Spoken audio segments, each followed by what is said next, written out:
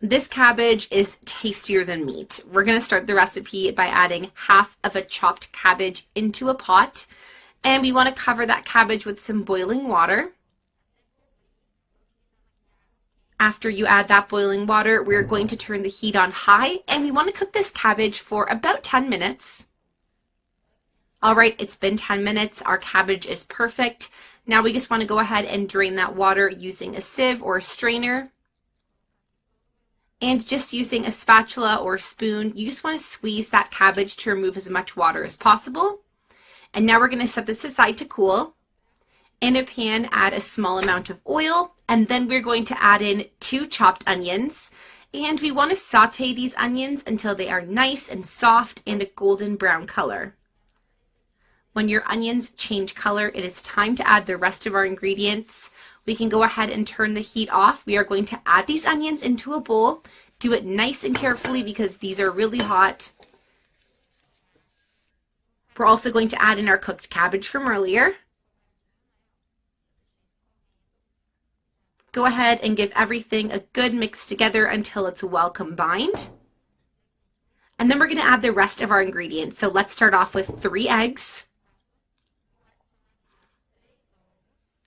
We're going to need some green onions to taste. Now let's go ahead and season. I'm going to start with a tablespoon of salt, a spoonful of paprika, a spoonful of black pepper. We're also going to add about 4 tablespoons of flour and just add it right in, just like this. That's looking so good. And now let's go ahead and mix everything together until all of the ingredients are well combined. All right, after mixing, we should have a consistent mixture. And the next step is frying. So with the spoon, just take a small amount of your batter, and we are going to make small dumplings, or honestly, whatever size you prefer would be great. And we're going to fry them in some olive oil. That's what I've got in my pan. So go ahead and just gently place them on your pan to fry. And that is it. Now we just need to wait for them to fry on one side. We're going to let these fry for approximately 5 to 7 minutes. All right, it's been a few minutes. Go ahead and turn those dumplings over just using a spatula. And we're going to fry again on the other side for a few more minutes.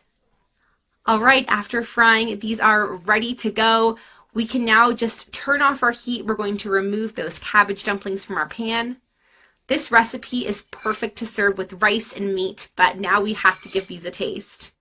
I'm telling you, the flavor of this recipe is incredible, and it's so easy to come together.